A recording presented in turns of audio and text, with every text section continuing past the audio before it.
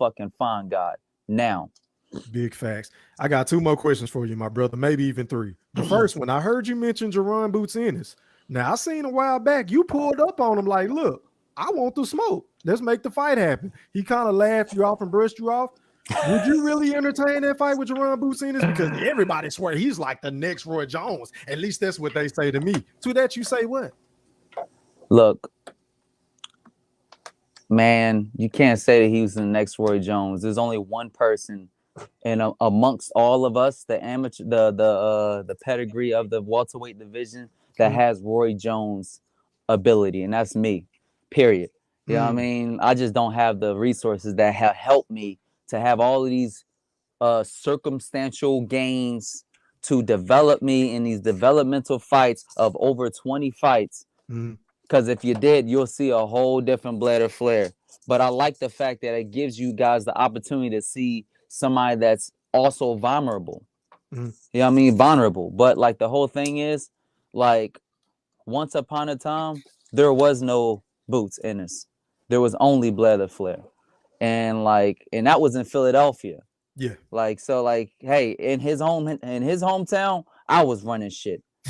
Once upon a time. So like we need to be real and honest with shit.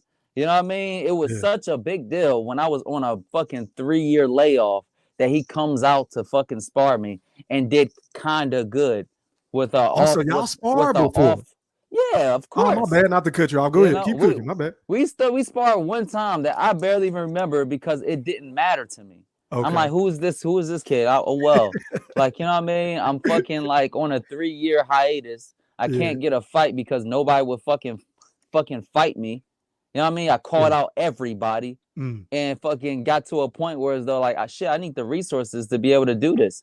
You know what I mean? To actually move my career. I can't just, I thought that boxing was the actual sport until I realized it wasn't, you know, because if it was a sport, I would have already been there. So what do you mean by that? Well, are you saying it's more political? Is that what you're trying to say? Just we got politics. We got a whole lot of things involved. And then you have me that represent the people. That's all about entertainment.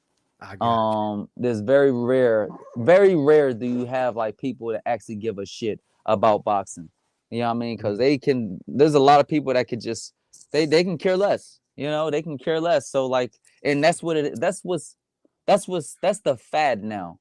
Yeah. I can care less about what's happening in boxing. Let me just get in there and steal some money right quick. Low risk, high reward fights is basically what you're trying to say. They're all low risk, high reward fights, and I mean, and like I fought on the other side. I fought low reward, high risk fights back to back, back to back, and I got no credit for it. But like, you know what I mean? Like that's the craziest part. So like I already been tested multiple times consistently, and we ain't seen no test from no goddamn Jaron Ennis. And then people want to call him so great. You can't call yourself great until you've been up against some opposition. I would love to see what happens when a motherfucker think that you might actually lose. You know what I mean? And I would love to see what happens.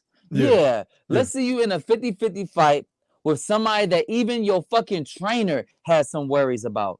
Have your trainer, your father has some worries about. Your brothers have some worries about. Everybody's on their edge. Everybody in your camp is worried about what might happen. And everybody is in turmoil. Let's see how you fucking rise to the occasion when you're in hell. Because I've been through it plenty of time. I had motherfucking trainers that fucking quit in the middle of the damn camp. You know what I'm saying? Like, fuck it, I can't even handle this kind of pressure. And I'm like, all right, fuck it, you come on. We're gonna go fight this goddamn 16-1 underdog fight and win. Yeah. You know what I mean? And that's what it's about. How many of those can you really handle?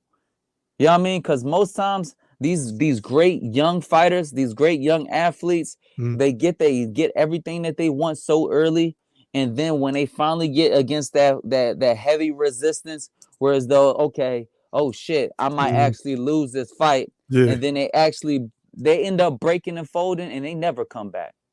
They never come back. They can't even do what the fuck I did. Whereas though, like I took a quick short notice and just try to save a card Alexis Rocha, take a loss and then come back and fight a better fighter and win. Right. Right. They're like, oh, hold up, I need to take a couple easy fights before I come back. I need to do a rematch. And I'm like, no, I'm gonna move forward. I'm bigger and better than everybody. So like what I'm going to do is give you guys a bigger and better fight every single time. I feel you, bro. And let me ask you 2 more questions. If you can't get Errol Spence in the ring, who would you like to face next? And like, what is the timetable? Sometime next year, like early spring, or break that down. Do you have any idea with Golden Boy? Or I mean, I will accept a fight with Errol Spence, but I'm not a fan of Errol Spence. I'm not a fan of Errol Spence. I don't give a fuck about Errol Spence compared to like Terrence Crawford. I would love a fight with Terrence Crawford. Right. I would love a fight with Vergil Ortiz. I would love a fight with any of these top athletes. You know what I'm saying? And like, if I need to take a fight that's like that, maybe a step down, who cares? I'll take that. It's not like I don't deserve it at this point. Yeah. I'm fighting back-to-back big fights. I ain't supposed to win none of these motherfuckers. You know what I mean? I'm not even sure if motherfuckers want me to win any of these damn fights. On my own damn team. Like, you know what I mean? Like, my own damn promotion. Like, how the fuck I'm the underdog in my own promotion. Like, oh wow. You know, okay. You know what I mean? In most cases. So like, but it's all about the excitement. And this is what I do. I shine at what I do, is creating excitement. Look, it's been so bad in boxing. Oh my God. And so boring. Yeah, oh my God. Tell me about it. It's hard creating content, my brother. Yeah. Ain't got no fights to talk about. Yeah. And then like the fights, great fights that should be happening, don't pull off. Yeah. You know what I mean? And then every once in a while you'll have somebody like Deontay Wilder. You know what I mean? And that's so great. It's great, but it ain't at the welterweight division. You know what I mean? It doesn't take the Mayweather code away. You know what I mean? And Storm away. You know what I mean? So it's just a lot going on. And then it's so bad to a point that we got fucking YouTubers and Instagrammers and fucking TikTokers doing fights. How do you feel about that, my brother? I know a lot of fighters are opposed. How do you